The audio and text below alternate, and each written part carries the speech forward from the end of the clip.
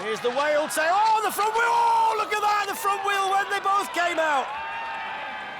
Coming up towards the kicker.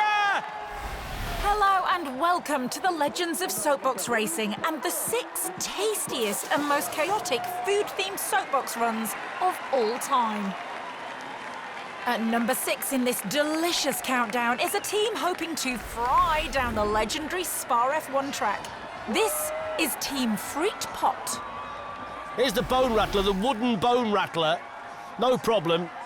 Decent suspension, the tyres help through there as well.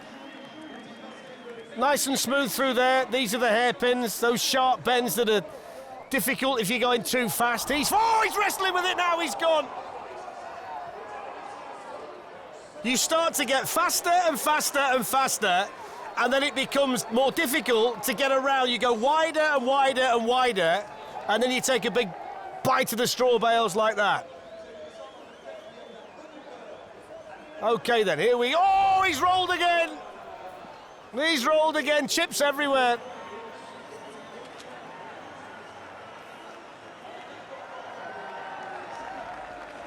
Still we go. Now we get into this. Look how steep this is now from the onboard. Now you really are starting to become fast through there. Elastic band slows it down a little bit. Can he get towards the flosh? Is he bothered about the flosh? He wants to get to the bottom.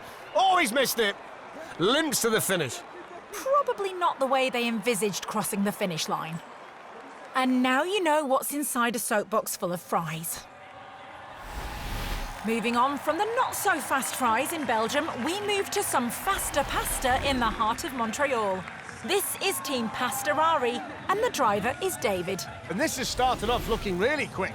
The bowl of pasta at the moment is flying down the circuit here in Montreal. Look at the speed they've got through there and around the berm as well. That's as good a line as we've seen. This one's going to be a real challenger. Down with the jump to go. They've just got to get over this, and they do get over it. Now it's all about the time. He's celebrating towards the finish line, and the time is 25.46. They've nicked it right at the end. That is some speedy spaghetti. At number 4 in our countdown, we head to Turin and a soapbox hoping for an amazing run, avoiding all the cobstacles. It's certainly narrow, it's got the pointed front, so it should get some speed up, and it's got the low centre of gravity as well, so it might make it relatively easy to control too. So down they go, around the berm. He was concerned about the berm, but he's got through it. Here's the smoke, not the first time we've seen the green smoke in Turin today, they're all at it. PULASTA on the way down, the 2 chickens hurtling down. Coming up towards the kicker! Well, it just survived it, didn't it? Thought that might end in tears. Through the chicane, they've still got the ramp to go. Over the ramp, they're okay. It's pretty quick. It's moving swiftly down the circuit. They're around the corner. They can see the finish line. The smoke tells you they're nearly there. There's the checkered flag. What about the time? 43.27. That's really quick today. That's some sweet cornering by Team PULASTA. Valkenburg, Holland is the location for the 3rd spot in the countdown, and a team aiming to be top dog in a hot dog. And nice and quick at the start.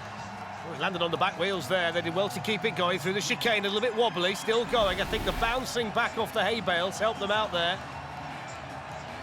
Through the chicane for the 2nd time. Now, they've got Dutch mountains to come. This is the big jump that puts the most strain on the soapbox on landing. And it's quite quick going into it here. Might see a bit of air over this one. Oh, what about that? Very, very spectacular. Landed on the back wheel. It's probably done some damage to the soapbox, but they're still going. It's a really good run, this one, from FRIKAN-DELLE-TIKKERS, and they can celebrate as they move towards the finish line because they did really well there. One more big jump to finish and a spectacular ending. There we go. The sausage rolled right at the end. That was an absolute banger of a run. The runner-up on our soapbox race menu comes from Seattle and a chaotic run by Team Flying Taco. Now, they actually managed to decide on the name whilst enjoying Taco Tuesday. They were shoveling the things in, and here they are, Team Flying Taco today. And they are flying at the top of the circuit. It's a strange-looking soapbox, isn't it? And there's a bit of a wobble there as well. It might be put your finger in the air later on. Let's get round the circuit first. Very, very quickly through the chicane, which is no problem for this particular soapbox because it's actually quite narrow in design. Very, very quick so far. Here they go over the ramp, no problem there. Got to make sure you hang on in the back, otherwise you lose a bit of meat. Here they go through the next chicane. Into the berm they go. Lots of speed, maybe too low, and they come to grief. From a shell-shocked taco, we move on to Madrid and the #1 position in our soapbox feast. This is Team San Benito racing with Hector and Victor on board a calamari sandwich. So they've talked the talk, now can they walk the walk? They say they're going to win it, San Benito Racing.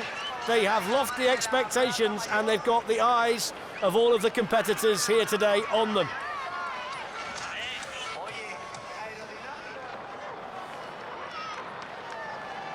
Going to need to generate a wee bit more speed if they can. They're starting to pick up now, heading towards the whale tail. Here's the whale tail. Oh, the front wheel! Oh, look at that, the front wheel when they both came out. Victor, the co-pilot, went over Hector's head. That's officially the greatest soapbox driver and passenger emergency ejection ever. And that wraps up our countdown of the 6 most succulent soapbox runs. Once again, a massive thank you to the wonderful and creative teams who take part, redefining the term fast food. Until next time.